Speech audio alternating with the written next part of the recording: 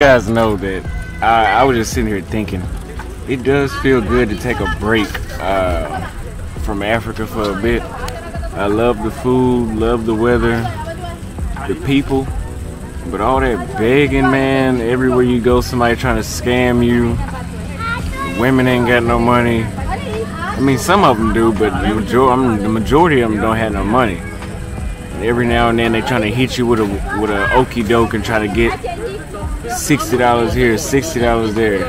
You need to pay. Yeah, you need to pay for their. Yeah.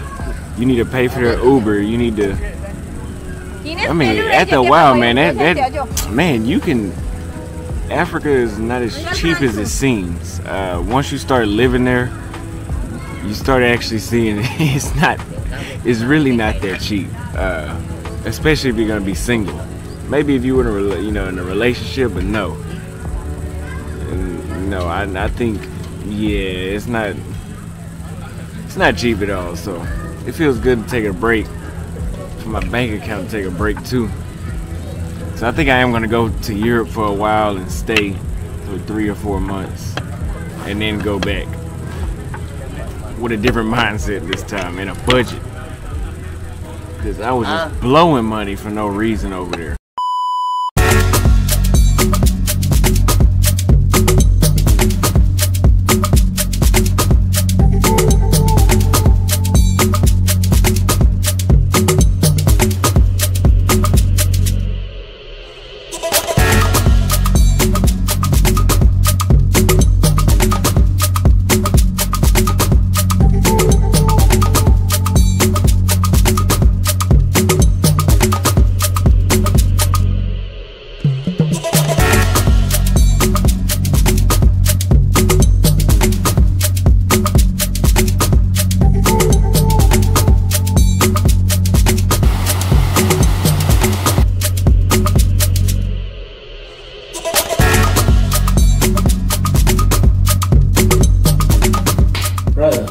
How are you doing, man? I'm doing good, bro. So, brothers and sisters from the diaspora, I don't know what we can tell you to prove to you that we love you. So today I'm having a brother here. Brother, say your name, bro. My name is Eugene, the African kid. The African kid? Yes. Now you're just not happened to Eugene from Kenya. Yeah. So I think I just had to have a different distinction from you because in my comment section, people used to ask me, like, people used to think that you are me because you have your fans who also watch my videos. So sometimes they call me Evans. Yes. Yeah. So just wanted something which can differentiate me from you. So you're being banished. Yeah. So you're being banished. People call me sometimes. Sometimes they call me Evans. I'm being banished by you. The Ghanaians. No. Ghanaians are my friend. Come on. You are the one that's being banished by Ghanaians. Alright. Okay. So, today we want to talk about something really important, something that I feel is affecting a lot of brothers and sisters who are moving back to Africa. Bro, you know, African Americans are moving back to Africa. Yeah. And then they leave. Yeah. They go back to USA, or they choose other countries outside the continent. And first of all, it's really expensive.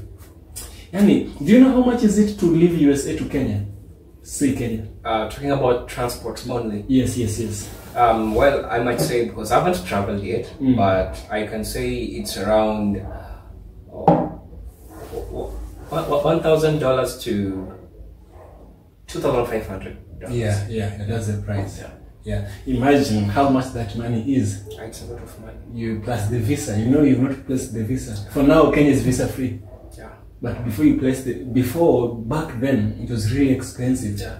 And they're not only coming to Kenya, they're even going to other African countries which are not visa free. Which are not visa free. Yes. So brothers and sisters have to pay for visa. Yeah. They have to pay for transport. Yeah. They have to pay for accommodation. Even sometimes they can buy land. Yeah. And then they leave. They sell the land maybe and leave. And leave. After staying, then they sell the land again. Yeah. Well, that's damn bad. It's damn bad. And so I want us to address this issue. And I kind of noticed some mistakes from a brother. Have you watched the video by Austin Holliman? Austin Holliman, I've watched a couple of his videos. I don't think I've watched the recent ones, but I've been looking up to his videos sometimes, But I think I haven't watched the recent one. Austin has been moving to Africa. He's from Brazil actually. He's an African Brazilian. He's an African Brazilian. Yes, he's not African American but African Brazilian. However, the story, actually Austin Holliman is the king of passport bros. I've been hearing people branding him the passport bros. The king of the passport bros, right? Yes, brother. Okay.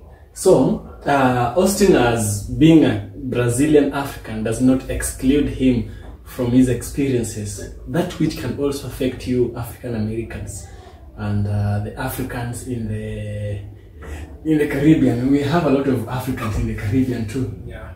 So when we are taking this, we are talking to the all African diaspora. The black community? The black community. Yeah. Those who want to identify to be Africans. Yes.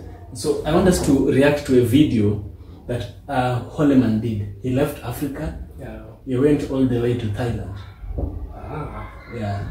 And he said he left Africa.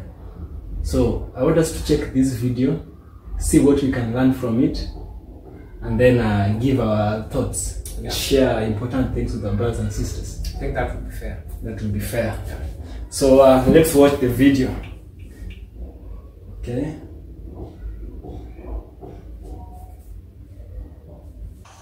And these nice trees and this fresh air. Get close, bro. What can you see? Yeah, I can see it clearly.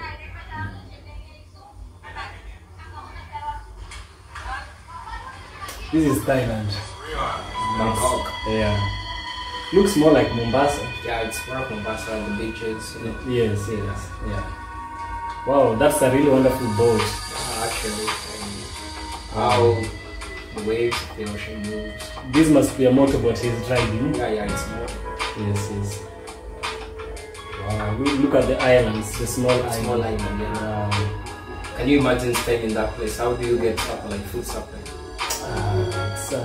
But I think with the environment, Yes, yes, this is the bar island where he said it's two islands connected by a beach.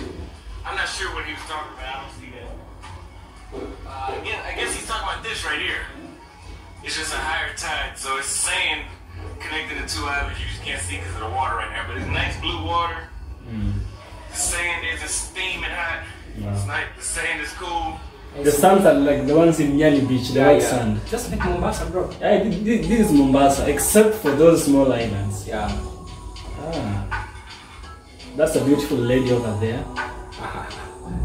You know, Austin has that woman. That's Austin's woman. Yeah, that's Austin's woman. Wherever Austin goes, he takes a lady from that kind. Because I saw his clip about that Kenyan girl. Yeah. You also spark a lot. Here's the girl. I was sitting here thinking, it does feel good to take a break from Africa for a bit. I love the food, love the weather, the people, but all that begging, man, everywhere you go, somebody trying to scam you. The women ain't got no money. I mean, some of them do, but the majority of them don't have no money. And every now and then they trying to hit you with a okie doke and try to get $60 here, $60 there. You need to pay. Yeah, you need to pay for their. Yeah. You need to pay for their Uber. You need to. I mean, after a while, man, man, you can. Africa is not as cheap as it seems. Once you start living there, you start actually seeing it's really not that cheap. Especially if you're gonna be single. Maybe if you were in a relationship, but no. And, no, I think, yeah, it's not cheap at all. So it feels good to take a break. For my bank account to take a break too.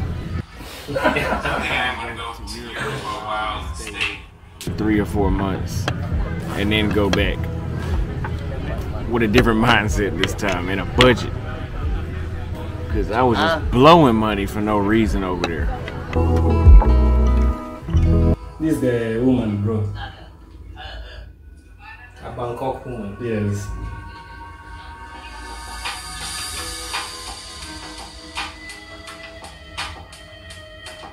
I think that's the important part we should be looking at. Yeah. Yeah, so I'm just gonna hit stop. Yeah. Yeah, so bro said a lot of things there. Yeah. First of all, he said that said a lot of things. He's talked about his finances. Yeah. He's talked about losing money to women. Women, yeah. He's talked about being asked for money. Yeah, $60 here, $60 there. You have to pay for the Uber, you know. Yeah. The narrative. He's talked about giving his bank account a break. Yeah. Coming to Africa with a different mindset. Yeah. Actually, the most important thing I see he has said, according to me, not in the bad way, bro has talked sense. Yeah. But to me, the mindset is what matters. The mindset, actually the finality that is given is important. Yeah. Coming back to Africa with a different mindset. Yeah. Which I think it's important for all African American who are need to come to Africa should have, because bro has learned from experience and he has learned from mistakes. And that's why he has made that finality that I'm coming with a different mindset. Yes. Yeah. So first of all, he has talked about he's leaving Africa. He thought Africa was cheap. Yeah. But he has realized Africa is not cheap as he thought. Yeah. So maybe I can say something about this. Yeah. Maybe you can add also. Not add, you'll say. Okay. So first of all, brother Austin's an extravagant guy. Yeah. No doubt. I've seen a couple of his videos, so it's true. He's really extravagant. He loves that high class, you know. Yeah. The parties and everything. You know. The YOLO type of life. YOLO. YOLO. You only live once. Yeah. Maybe, but I'm not judging his lifestyle, but Austin lives extravagantly. You know, he goes for the best. Every country he goes, he chooses women here, women there. I even saw a video where he was talking about sleeping with different kind of women and the women leaving her. That's not my words, bro. That's so gross. Austin's words, bro. So is Nairobi a place to find a wife? Damn, you gotta be patient if you're looking for a wife in Nairobi. That's what I say. Yeah, you gotta be patient. You can find a wife, but I think you're better off in the rural areas, you know, where the foreign individuals aren't as plenty as here, man. Like here, the women here have too many options, to be honest. So. And I'm gonna say this too. Being a foreigner myself, dating in Nairobi, it's very, very. You can get women to talk to you, go on a date with you, sleep with you. But keeping them around, like, so for example, when I was in Brazil, you could sleep with a woman and you couldn't get rid of her. Yeah. In Nairobi, they would kick your ass to the curb like a dude would. In Nairobi, because they have as many options as you said. And you're competing with Santa Claus, you know, a guy who is accumulated his wealth over decades, okay? And he's come here to retire and he's hitting on the same chick you're hitting on, so. Yeah, in Nairobi, you kind of need to be more tenacious as a young guy. So where would you recommend men go to if they want to find a wife in Kenya? Because we know they got them in Nairobi, but where? So first of all, women are like cars, fuel guzzlers. But women, not all women, bro. Yeah. I'm not talking bad. I'm not talking bad African Americans and my audience. The thing you're saying, there are some kind of women who will take a lot from you, but Austin tends to choose different women. Yeah. Every country he goes has a woman. There is never one woman that Austin sticks to. Yeah. That is one thing he'll be saying. Africa is expensive because a woman is a woman. In fact, Kenyan women are really expensive. Yeah, they're so much developed with mindset and all that. You know, if you come to Africa with that mindset of changing Africa to America, you're gonna go broke real quick. Yeah. As an African American, if he comes, you're gonna go broke really quickly. Yeah. You know? Yeah. So, for example, you, bro, are Kenyan women cheap, bro?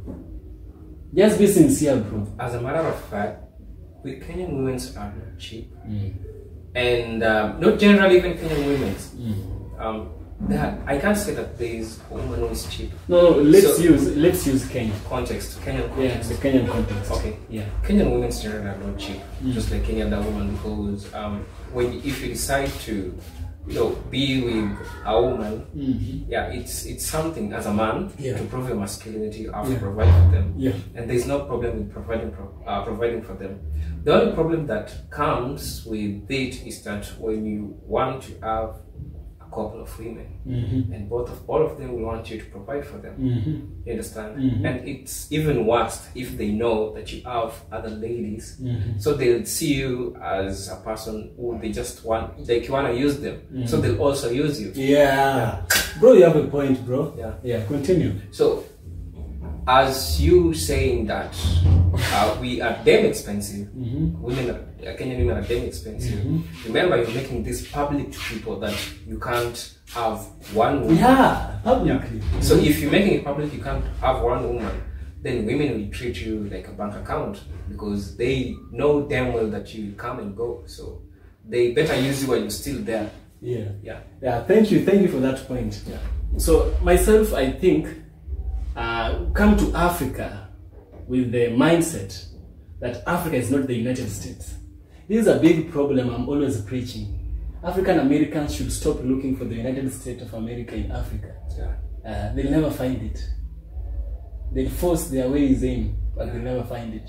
Mother Nature is very good. Mother Africa is a very good continent. But when we get on its way, it will do what Mother Nature does. It will banish you. When it banishes you, you will feel bad, which I think ain't right. I'm thinking, when you move to Africa, move with the slow pace of Africans. Africa is a cheap continent as compared to the United States. We can say relatively cheap. Not even relatively, it's cheap. It's cheap. It's cheap. It's way beyond comparison with the United States. With other continents. Let's use the United States, the North America. Okay. You see? The United States has 50 states. Africa has 55 states. Being South Sudan being the newest, the last one of countries, So we are more similar in terms of state-wise, like the United States. We only have a difference of 5. You see? And now, whenever you come to Africa, just try and live that easy life. Don't live extravagantly, don't do this and that. You see, live your life how you want. But if you come into Africa with the mindset of saving some cash, with the mindset of living for a long time without going broke, come with the mindset of living like an ordinary African. Don't come to Africa showing that you're the richest man in town. If you show yourself to be the richest man in town, then we have the best thieves in town. The worst thieves are the ones who are neatly dressed. They'll never use a gun to rob you. They'll never use violence. They'll use your mind, their mind. They might scam you, you see. They might, if it is women, they might come with the mindset of taking something from you. So, Brother Austin was also complaining about paying bills here and there. You see, I think he's paying bills because he's chosen to pay bills, bro. Nobody forced him to do that. Like, he just chose to do that. Because you see, and this is the thing, it's not even African Americans. Today, you start showing people that you can flaunt some things, that you are able to afford some things that most people can't afford. You'll realize that people who will surround you will always be wanting something from you. And Austin has been complaining about that. And there is also his video about Kenyan ladies, and she was saying that Kenyan ladies are damn expensive. It's because she was trying to show them that picture that, baby girl, we can spend this money. And now comes to his realization that his bank account keeps on dropping. Running low. It's running low, you see. And I could also say this is one loophole which most African Americans or any other visitor who comes to Africa, they fall into this loophole. You see, you come with money, you see, I got them dollars, bro. And when I change them, you feel like, hey, I have a lot of money. So you having that feeling, you feel like, no, in the United States, I couldn't do this because the exchange rates are so high, and when I'm here, I'm having a lot of money, I'm having a couple of millions in my bank account. So you want to try to find a way of spending this money. And now when you spend this money, you realize that you haven't invested in something which is important. At the end of the day, you'll just be visiting Mombasa, going where. And at the end of the day, you find yourself, you have nothing important to count on.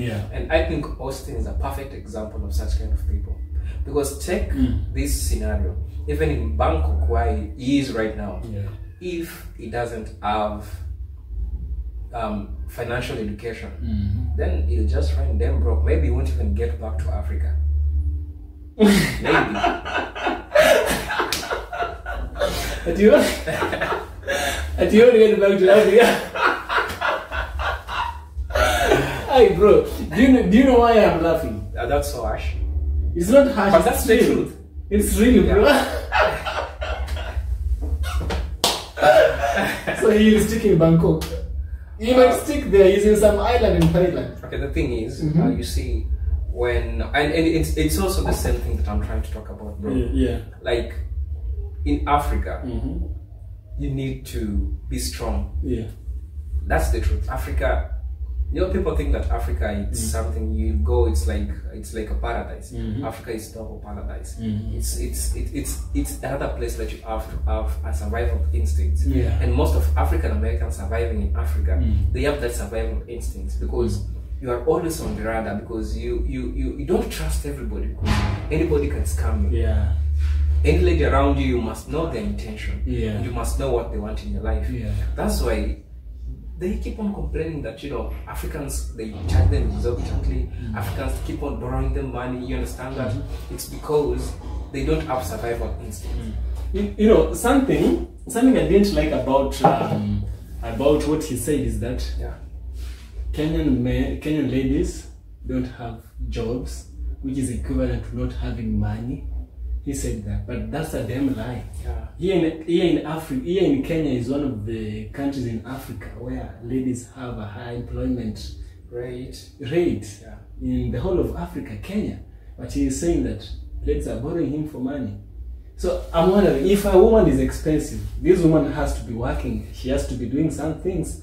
She can't be just expensive and she has nothing to do. Can you be expensive and you have nothing to do? You can't. There has to be something that is financing you are being expensive, you see? Now, him saying that African women are borrowing him money, that one I'd say, bro, that's your whole fault. Brother Austin, I think that's your whole fault, man. You see, saying that a woman is expensive is because you have chosen to show her that you have money, because it's the law of human nature.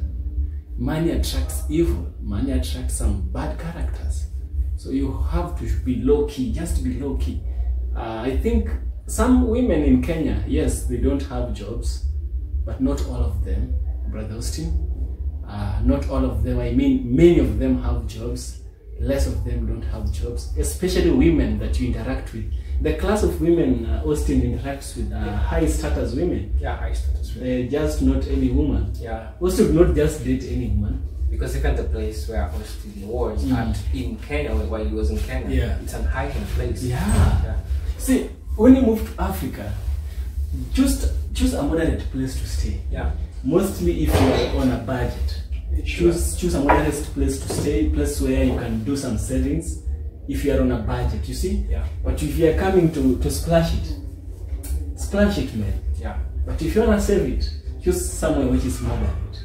Choose somewhere which will accommodate you. The places Austin lives are places which are damn expensive. Trust me, we as Kenyans, we know these places. Even tomorrow when you tell us you go and do video there, we will go and do videos there. But those places are damn expensive. I imagine living there in a 1 month. 1 month. Bro. Imagine the other day we went to Mombasa. How much? Just let's be real. How much were we paying for rent? Just a single day. It was so much amount of money. It was around. It was around $30, man. $30 per night. So we found $30 per night was way expensive, and we only stayed there for 3 days, and we were scratching our heads living there. So So we just left there and ran away because we just don't want to splash money like that. I can tell, like, Brother Austin is somebody who loves traveling. Yeah. And that's okay. Right now, you see, he was complaining he's in Bangkok and all that, and he's been spending money like shit. Yeah. Even where he goes, like you said, there's no break to spending money. Yeah. The gauge is running. Yeah. As long as the gauge is running, the bank will always be tit. If you choose women, women are gonna spend money with you. If you choose a place, the place is gonna dictate how you spend your money. Yeah. But Africa, of all the continents, brother, is the cheapest. Yeah. Depends on how you plan yourself. The mindset is what matters. Yes. Yeah. So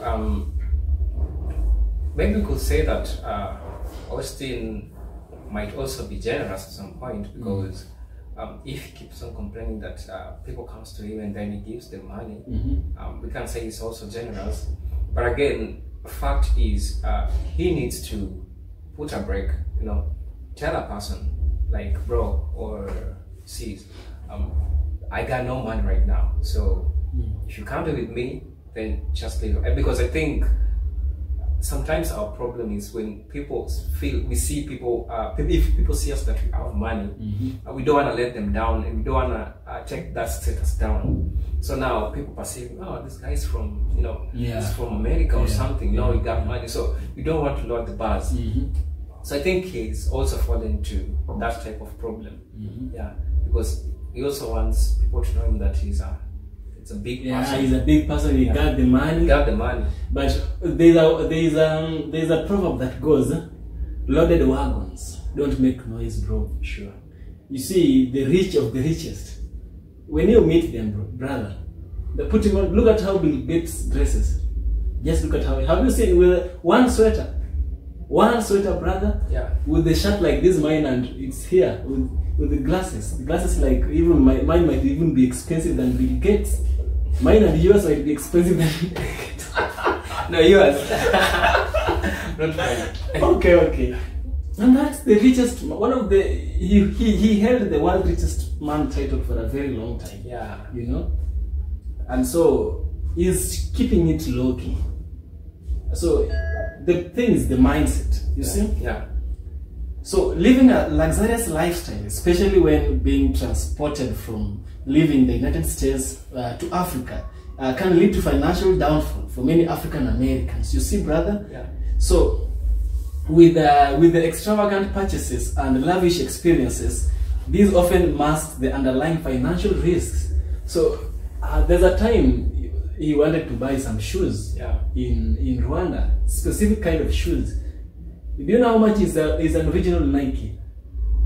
I don't know, because Jordan Air 4, 35,000 Kenya shillings. Yeah. Pair of shoes, 35,000 Kenya shillings. That is the authentic one. Which around $30. Around $30. Yeah. But right now the dollar's really risen. It might be around 25, 27. Yeah. $25, $27. You see? Yeah. So he wanted to buy these shoes. You see, when you start buying small things which are expensive, you start visiting places, there are some costs which are underlying here. Yeah. You can't see them for how tiny they are, but in the compounding, when you bring them all together, you say, it's been expensive. It's been too much.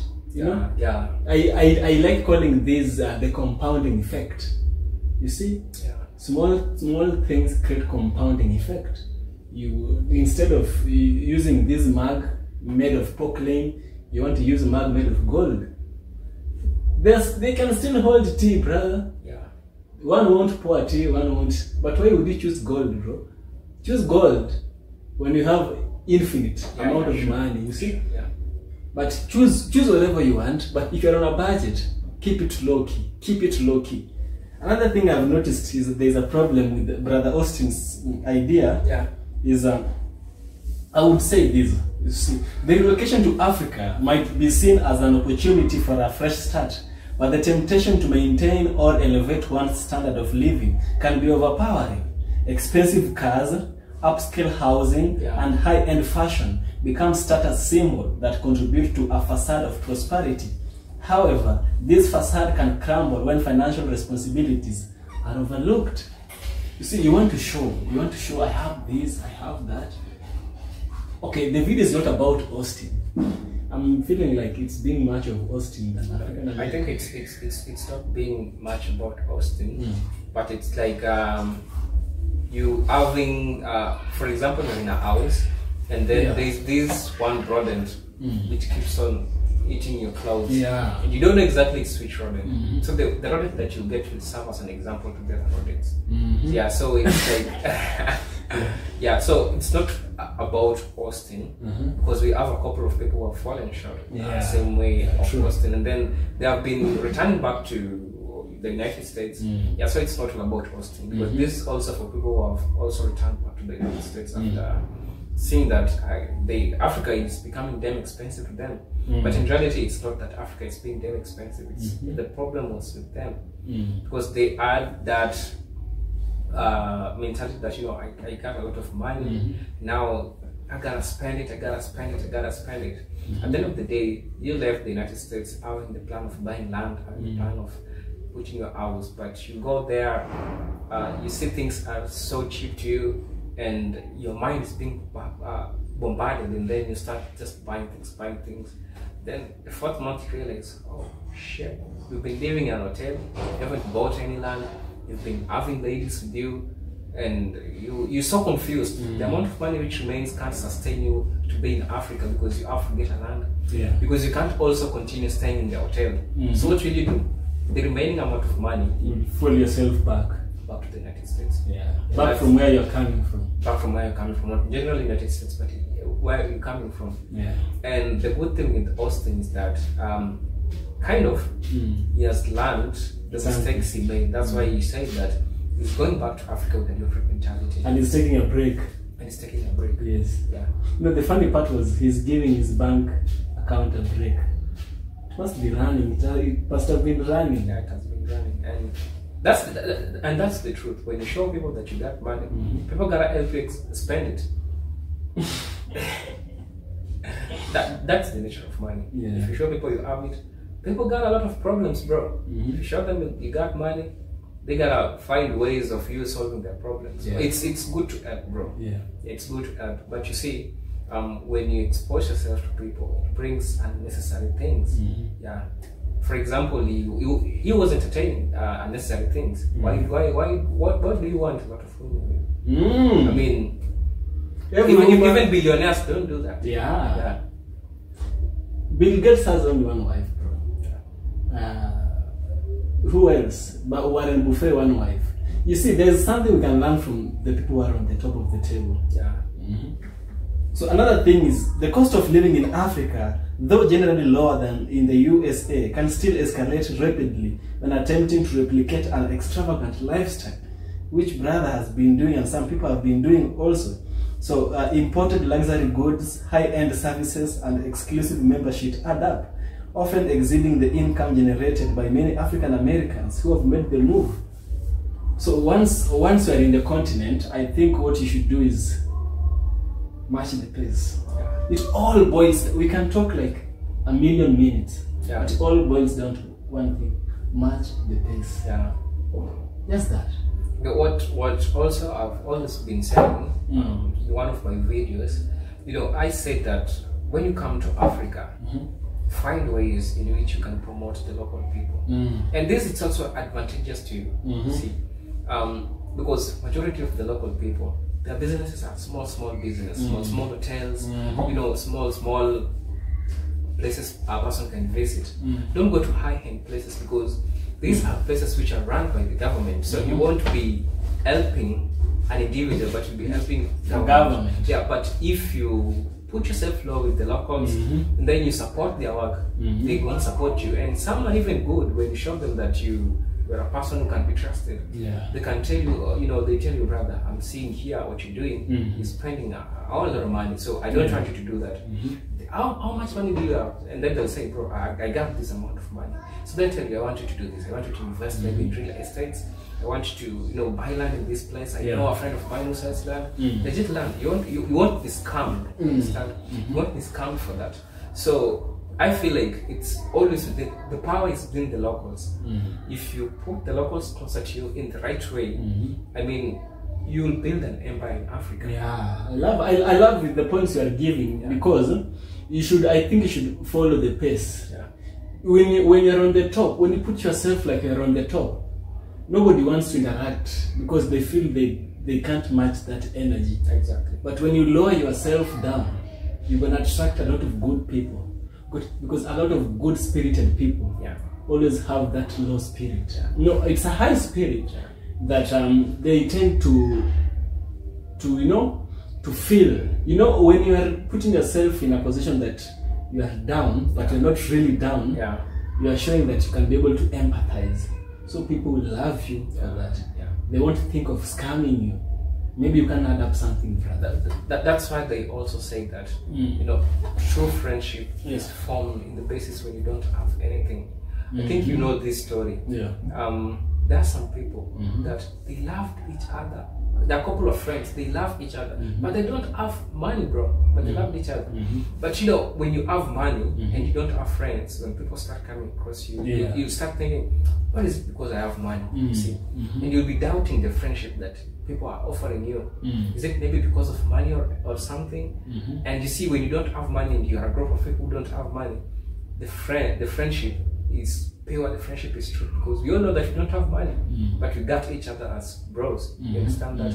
But when you have money and the people are related to maybe don't have money, we'll start seeing each other like, maybe these people are just close to me because of what I'm doing. For the gain, for the gaining part. That's why it's important for the African Americans to just go down with the locals, you know, promote a friend, know more about your neighbors, and if they're going to the market, go buy those groceries with them to the market. You know, that's why I do like small deeds build something very strong. Go to the local market, buy those groceries, promote local people. You know, that's way much better. You were saying you love something about someone. Who is this? Okay, before I forget, let me just continue with this. You see, I think it's better to tip that grandma who has sold you groceries than just pick any random woman and give them money. Very true, brother. Because brother, hey man, this woman will never forget. That woman is meeting very many people, giving her money. But that old woman will never ever forget. So when you go to high-end places, you want to meet such kind of people. These are the people who need your help. When you say that people are borrowing you money, just go to places where you genuinely know this kind of person needs help. But when you go to high-end places, then you gotta come online and start complaining that, you know, Kenyan women or African women did this to you. And I think that's to the person who is doing that, that's to their detrimental.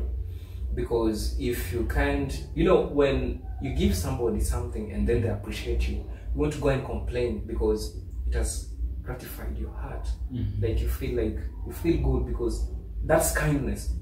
But when you give money, because, you know, at the end of the day they give you something, women, according to what was happening, then that's not gratification. That means that it's something which it's transactional. Then you don't have to complain because you just paid for the service. That's the difference. Because when you give that grandmother with his groceries down there at the market, you tell you, my son, I'm so grateful for this. You see? But bro, you know, our women, especially when they know you have money and they know that you're not there for love, they won't tell you that. And if they tell you, it will be just for telling you that you feel good, but deep down it's not that. It's not. But that grand woman who is down there will tell you that, and they mean it. Yeah, she's authentic. Yeah, so going to high-end places, there's no problem with going to high-end places. But when you go where there are a majority of the people, those are the people who will help you when you have a problem. Maybe when you have a case, something that maybe you're being attacked, they're the people who can help you faster. Yeah, very true. Also, another thing I'm thinking is moreover, you know, societal expectations and the desire to fit into a perceived elite class can drive excessive spending, because you have to match that energy. If you are living in Westlands, you have to match the Westlands energy. You have to drive the latest car model. You have to have the latest shoes. You don't have to put on your shirt twice. Such kind of things, you know. Which reminds me of something important. You see, in the United States, now we have a lot of rich people as compared to Africa. Yeah, true. So the problem that also happens with our brothers or people who come to Africa, so they feel like they're the biggest fishes. Now this is Africa, this is not United States, where there are a lot of big people than them. Now when they come to Africa, they're the big people. And so that mentality, it's what keeps them want to maintain that status and that picture to the people. So when you protect that to the people, you gotta spend, bro. You gotta spend. Yeah, because you see, back in the United States, your point. I see your point revolves around, not even revolves. Each point is independent. But I've noticed one thing: if you show people you have something, people are gonna help you spend it. That's the truth. Even the wrong kind of people. It's not wrong with people helping you to spend, because after all, if you have money, you're still gonna use it. It's good when you use it on the right people. Yeah. Like the old woman, you know? Yeah. And those are people, right? Yeah. The girl is also a people, a group of people. But she's the wrong kind of people. A random girl who will never, a one night stand, somebody will ask you for. Yeah. Disclaimer, not all women are bad. No. Yeah. Not all women, but being that we've lived in Nairobi, we're still living in Nairobi, you gotta be curious, you gotta be cautious. True. Yeah, continue, brother. Yeah, so that was what I was trying to say, because, and it's a problem that our brothers and sisters fall short to it. Yeah. So, also, from upscale events to maintaining a certain image within the expatriate community, the pressure to conform, hey, this is a very big disease, peer pressure to conform to a luxury lifestyle is headache, you know? So this strain on finances becomes particularly pronounced on African Americans who may already face economic challenges in a foreign land. So you know there's this narrative, Africa is cheap, I go to Africa with the richest man in town. So you are trying to portray that image here. In the United States you are doing the same, here you are still doing the same. Yeah. You see, this cup might be costing 500 shillings, and in the United States it might cost let's say 10 USD, you know? Yeah. See, Africa is cheap, Kuliko USA. But if you want to buy which is not the one you are using back there, or you still want something with the tag made in USA, you gotta pay for that. Made in USA, you have to pay for it. Yeah. This made in China or made in Kenya, cheaper, but they do the same function. I'm not telling you, we are not saying that people should go for fake things. Yeah. We have, you said that brother was saying Africa we have fake things. The brother from Ghana, bro. Yeah. So, he was kind of complaining that in Africa, specifically Ghana where he settled, to get an original thing, it's so hard. And you have to go A, B, C, D, E, F to get an original thing. So does it mean original is made in USA? I don't understand. What is the meaning of original? I also was trying to understand what's original to them, because okay, that's one thing that we need to also address, because just as you said, you can't find United States in Africa, and we are still developing, and we might not be having a lot of merchandise that you want in Africa. You know, for example, if this cup, we might not have the cups that fit your quality, but at the same time they serve the same purpose. So if you use this cup and you see that this cup is fake, this cup is fake, I don't want it in my house, then you start searching for an authentic cup which you want, which you will not get. Or rather something you perceive to be authentic. Yes. You might perceive to be, you know, we have Luminac, we have Sunbest, these brands of cups. Yeah. But if you're always that Luminac is the authentic, even which is better than Luminac, Luminac will always be authentic to you. Sure. that which you perceive to be the best for you, Yeah. in some other person's eyes, it's worst. Yeah. So it was kind of everything is fake, everything is fake, everything is fake, everything is fake, and well, everything might be fake to them because I think fake is relative. For example, I might be buying a shoes and I think, hey, this shoes is damn best to me. Then the other person can come and see the same shoe. They say, yo, bro, you're wearing a fake shoes. And I was like, no, this is the best shoes I've got for myself. So I think that's just the same. It's the same scenario. Because to him it's fake, and if you show an African the same product, they see that, yo, why did you get this thing? It's good to them. It's good to them. Yeah. And that's a problem of, I think, I won't place it into the culture, but people just let people just try to adopt the things which are in Africa, because Africa is still developing, and we are yet to discover a lot of things because we are well endowed with natural resources. It means that if we could decide today, we could make those original things. Because the same original we things... have, not if we decide, we are already making them. Yeah, because the same original things that a person saying is not in Africa or in the country that they want to be, they forget that the raw materials come from Africa. Then it goes to the other place, then it makes whatever he wants to buy that he feels like it's original to them. They forget that.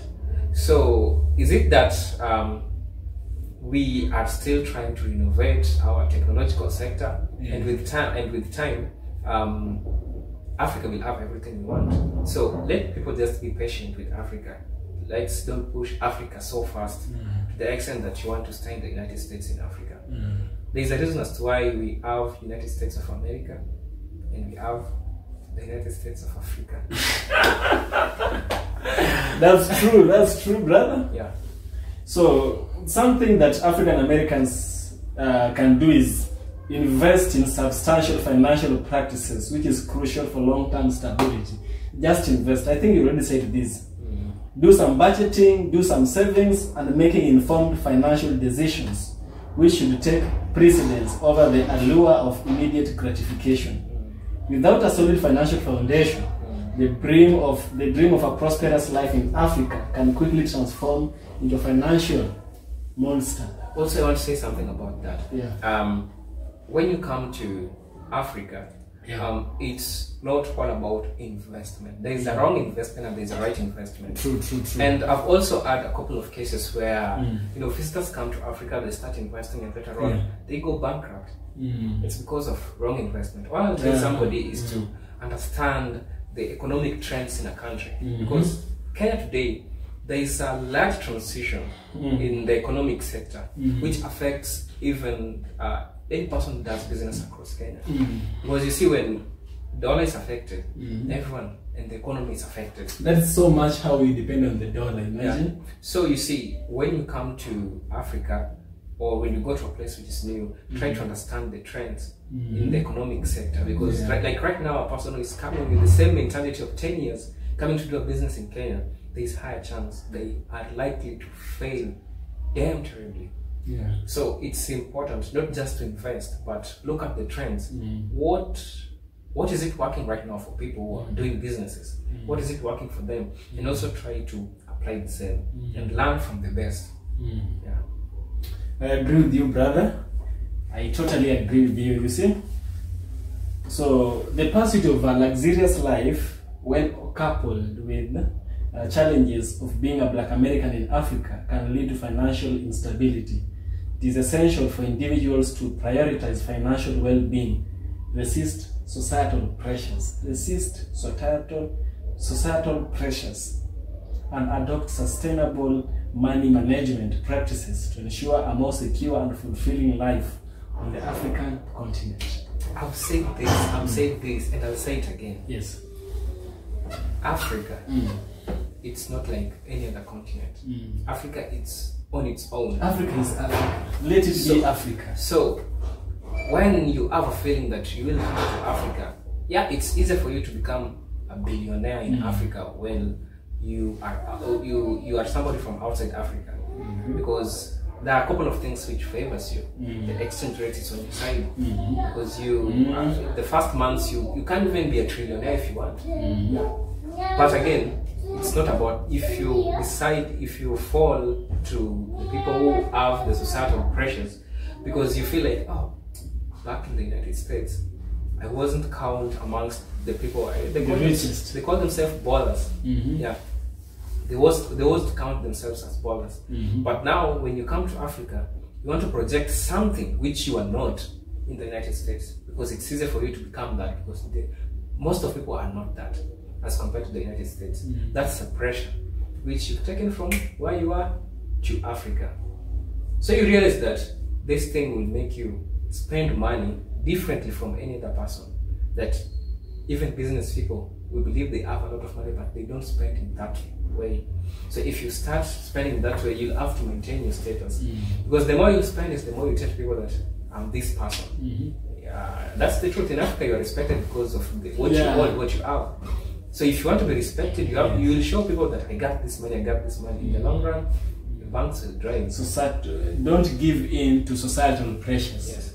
It's gonna lead to a great downfall.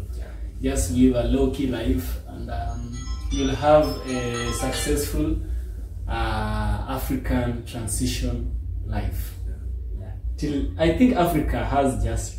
If you can be able to have parents who have grown old in Africa, why can't a Black American grow old in Africa? They can. They can. I mean, right? They can. They have a lot of odds to. Actually, a lot is in their favor. The US dollars, man, is very strong against the Kenyan shillings. So, bro, I think we gotta today I'm gonna take myself to America. We gotta end it here. So, we have to end the live stream. We have to end the discussion here. It was more of a discussion and also a reaction video with my boy, my friend, my cousin actually, Eugene from Kenya. Eugene the African kid. Eugene the African kid. Okay, whichever way he chooses. So thank you so much, and kindly visit